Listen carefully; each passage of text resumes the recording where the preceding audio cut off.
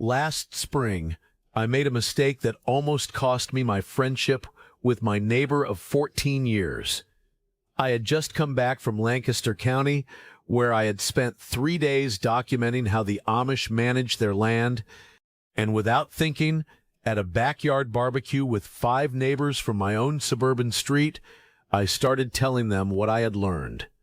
I told them about the 1912 Community Code, the 5 rules every Amish landowner has followed for over a century, the way an entire community of 380,000 people in North America manages property without lawsuits, without HOAs, without zoning disputes, without the legal nightmares that consume the average American homeowner. I expected polite interest, maybe a few questions, maybe a, that's neat. What I got instead was the longest, strangest silence I have ever experienced at a social gathering. My neighbor Tom, who has been my friend since 2010, set his beer down on the picnic table and stared at me for what felt like 30 seconds. Then he said something that has stuck with me ever since. If this is real, why has nobody told us? The other 4 neighbors looked just as stunned. None of them spoke. They just looked at each other with that uncomfortable expression people get when they suddenly realize the rules they have been following their entire lives might not be the only rules that exist. And here is the part that made all of us uncomfortable. The 5 rules I told them about that night are not a secret. They have been published. They have been documented by academic researchers since the 1960s. They have been the official property management framework of the largest Amish settlement in North America since the 1912 Lancaster County Amish Steering Committee was formally established. But not a single one of my 5 neighbors had ever heard of them. Not one.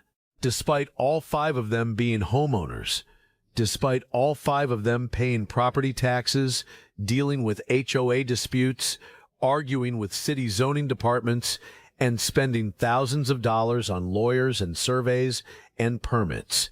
The system that has produced one of the most stable, lawsuit-free, multi-generational property ownership communities in modern American history is sitting in plain sight, and almost nobody outside the Amish community has any idea it exists. So today, I am going to walk you through the 5 rules.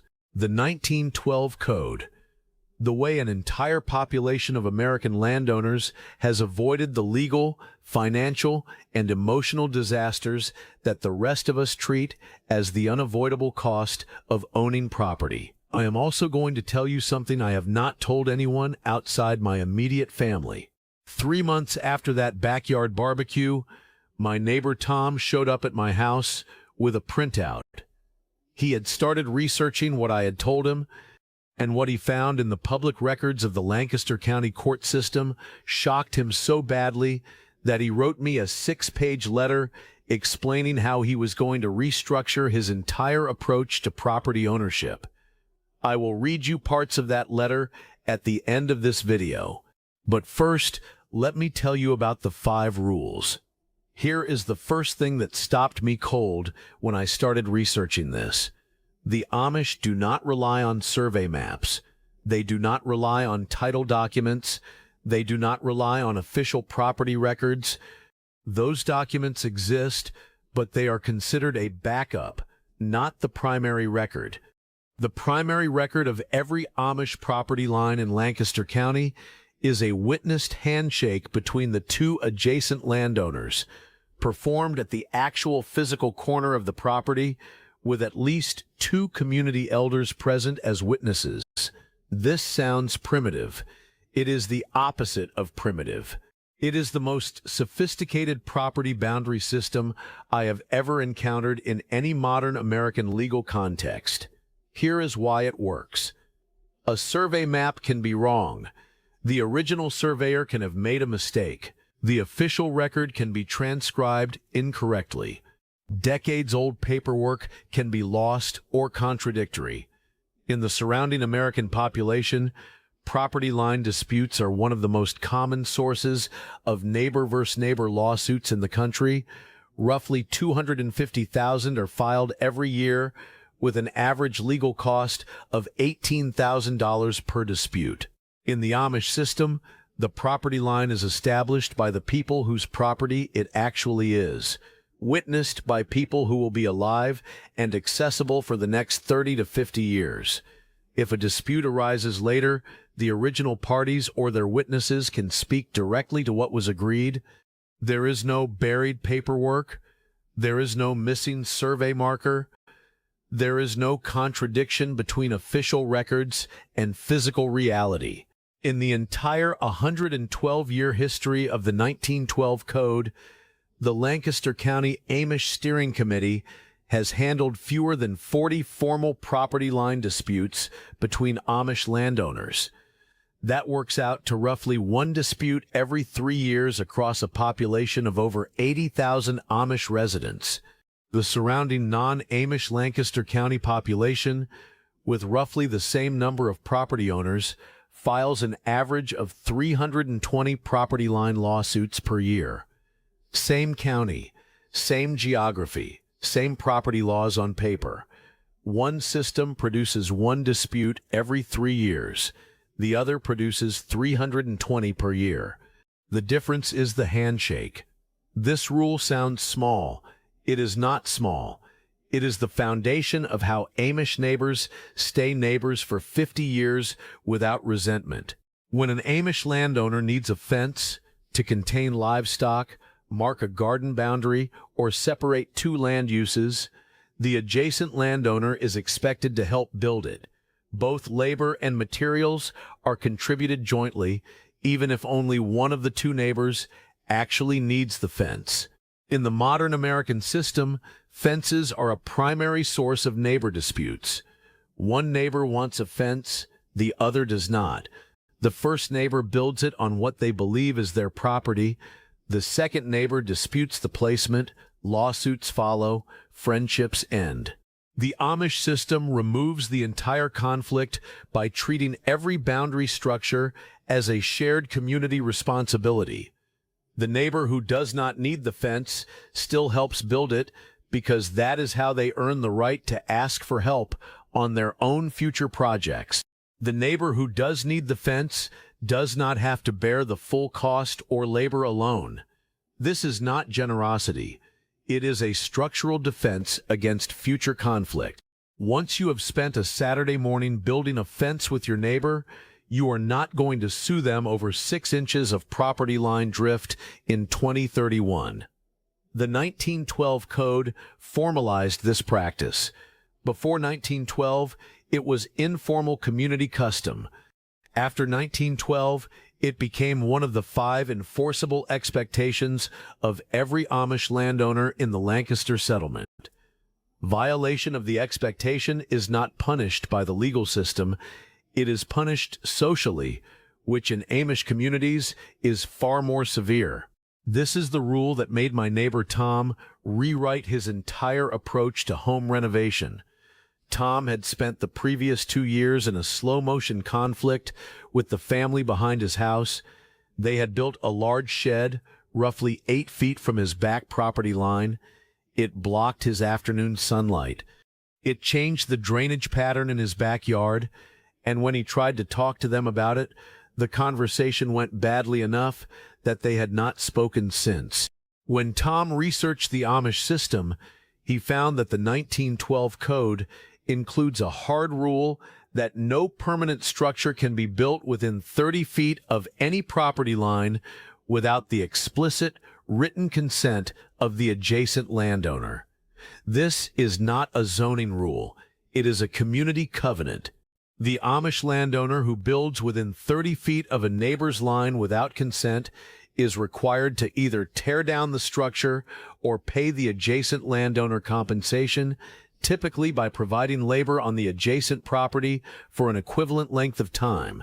Tom realized that what his back fence neighbors had done would have been impossible in an Amish community. There would have been a conversation before construction began. There would have been a written agreement. There would have been a plan to address the drainage and the sunlight. If the neighbors had refused consent, the shed would have been built somewhere else. The simple act of requiring written consent before construction eliminates roughly 80% of the property conflicts that consume American homeowners. The Amish figured this out in 1912. The rest of us are still pretending it cannot be done. This is the rule that has prevented the Lancaster County Amish from being absorbed into the surrounding legal system. When two Amish landowners have a dispute they cannot resolve themselves, the 1912 code requires them to bring the dispute to 3 community elders before going to any external authority, including the courts, the police, or any government agency. The 3 elders hear both sides, examine the property, consult any witnesses, and issue a binding decision. The 2 parties are not legally required to accept the decision. They could appeal to a state court, but in the 112 years the code has been in force, no recorded Amish property dispute has ever gone to a state court after the elder review. The decision is accepted because the alternative is social exclusion from the community. In the surrounding American population, the same disputes routinely escalate to state court. The average property dispute in Lancaster County takes 14 months to resolve, costs both parties a combined $28,000, and produces a winner-loser outcome that destroys the relationship between the neighbors regardless of who wins. The Amish Elder Review System resolves the average dispute in 9 days, costs nothing, and produces compromise outcomes that preserve the relationship. The system works because the elders are not strangers in a courtroom. They are people the disputing parties have known for decades. They understand the history, the personalities, the circumstances, and the long-term consequences. They are not optimizing for legal precedent. They are optimizing for community continuity. There is no equivalent in modern American property law. There used to be. It was called a justice of the peace, and it existed in nearly every American community before the 1950s. The Amish kept it. The rest of us let it disappear. This is the rule that has prevented the Amish from losing their farmland to inheritance taxes, family disputes, and forced sales for over a century. When an Amish landowner dies, the property does not simply transfer to heirs as an asset. The 1912 code requires that the property transfer be accompanied by a formal acceptance of obligations to maintain the land in productive use, to honor the boundary agreements established by previous generations, to preserve any easements or shared resources established with neighbors, and to provide for the housing needs of younger family members on or adjacent to the property. The heir does not inherit a house. The heir inherits a responsibility. This sounds like a restriction. It is actually a protection. In the surrounding American population, inherited property is one of the most common sources of family disputes. Siblings argue over shares, sell off ancestral land for short-term profit, accumulate inheritance tax debt, and ultimately lose family properties within 2 or 3 generations. In the Amish system, the property cannot be sold to outsiders without the consent of the entire family and the community elders. The land must remain productive. The boundaries must be honored. The neighbor agreements must be preserved. The result is that Amish families have held the same land in the same family for 6, 7, even 8 generations. The surrounding American population, by comparison, holds inherited family land for an average of 1.7 generations before it is sold off, divided, or lost to financial pressure. The Amish are not just protecting individual property, they are protecting continuity. The land does not belong to the current generation. It belongs to a chain of generations stretching backward 200 years and forward indefinitely. The current owner is a steward, not an owner. That single shift in mindset from owner to steward is what makes the entire 1912 code work. 3 months after the backyard barbecue, Tom dropped off a 6-page handwritten letter at my door. I am not going to read all of it, but here are the parts that mattered. He wrote that he had spent 2 weekends going through the public records of the Lancaster County court system. He had pulled property dispute filings from the last 10 years. He had compared the Amish-involved cases to the non-Amish cases. He had calculated the difference in legal fees, in resolution time, in outcome quality. He wrote, "I cannot understand how the rest of us have accepted that property ownership has to be this expensive, this slow, this destructive to relationships. The Amish are doing something we used to do, and we let it go without even noticing." He wrote that he had reached out to his back fence neighbors with a handwritten letter, not a legal complaint, not a city zoning report, but a handwritten letter. He had proposed that the two families sit down with 2 mutually trusted neighbors as witnesses and try to work out the shed issue together. The neighbors had agreed. The conversation had happened. The shed was being modified. The relationship was being repaired. He wrote, "I have lived next to those people for 11 years, and I have never once tried to actually talk to them like neighbors. I have only ever talked to them like litigants. The Amish would never have made that mistake." He wrote, "Whatever you do next, keep telling people about this. Somebody has to.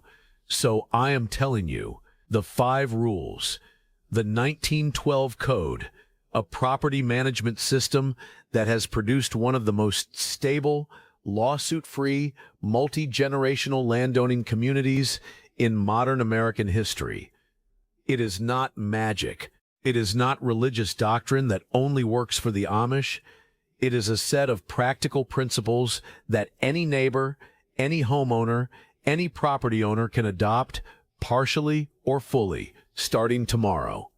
Witnessed handshakes, shared fence building, written consent before construction, elder review before legal escalation, land transferred with obligations, 5 rules, 1 community, a century of stability, and almost nobody outside that community has any idea it exists. The knowledge was never lost.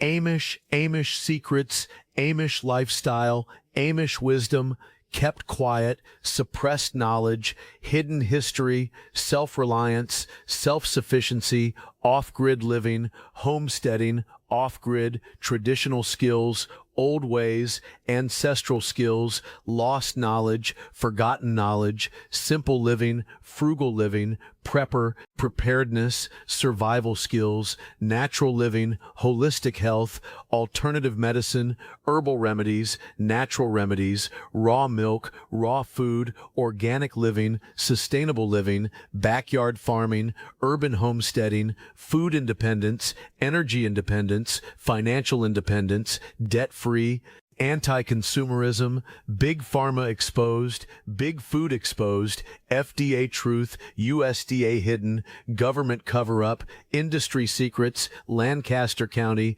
Holmes County, Pennsylvania Amish, Ohio Amish, plain people, Annabelle.